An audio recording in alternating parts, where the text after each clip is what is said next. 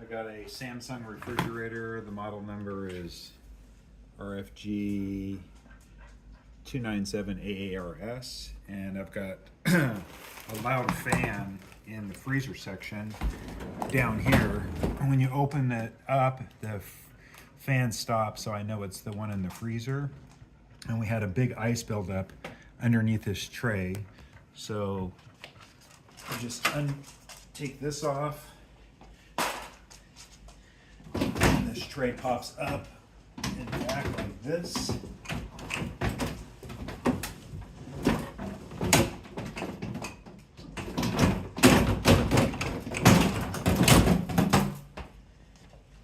And then this tray pops out. Open this up.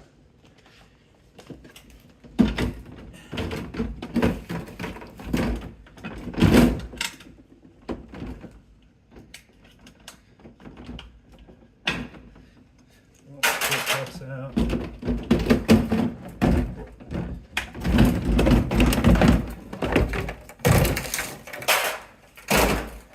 And then there's 4 10mm bolts that you take off here and here on this side, and then this whole door pops out. And then inside here, you pop this little pin out here, slide this over, and that comes out. So now I've got the door off with those 10mm bolts on the sides here and over there.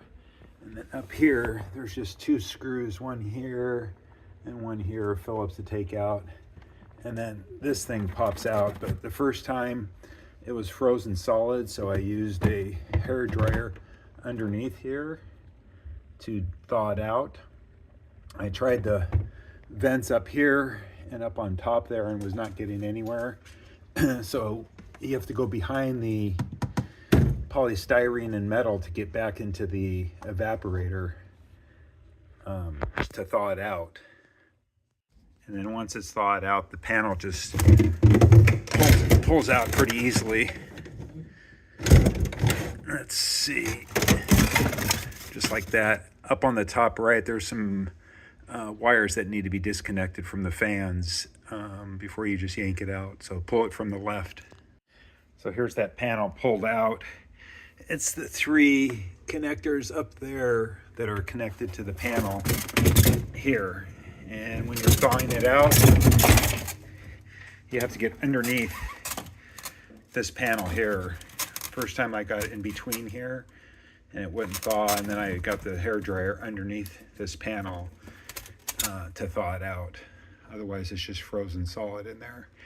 And then up here, this is the defrost thermostat that I'm going to replace. Is the yellow wires that go over to here. So hopefully that works. Mine reads 1300 ohms at 50 degrees when it's supposed to shut off, and the spec says 8600 ohms. So hopefully that's my problem. We're pulling out the sensor. The black connector one is the one that came out with the heat shrink, and it's measuring 15 kilo ohms at room temperature.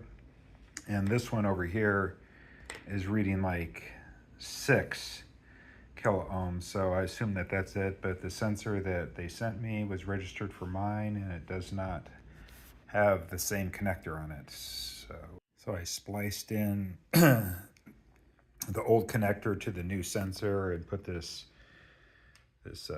sleeve over it. It looks like some protection thing, and I got the current ohm reading that it should be around 5 or 6 at room temperature, 5 or 6 kilo ohms. So here I have the sensor spliced back in with the old connector and the new sensor. And I got to put those 3 plugs back in with the fan up there. I used this little squirt bottle I had to squirt some hot water down this drain hole there to make sure it wasn't frozen solid. And one of the kits came with a little, this is the original on the right there. It's the original tab to keep it from freezing, and this is the modified one that's in that hole. It's a T, it goes down a little bit further to keep it from icing up. So hopefully this works. Patch it back together and see what happens.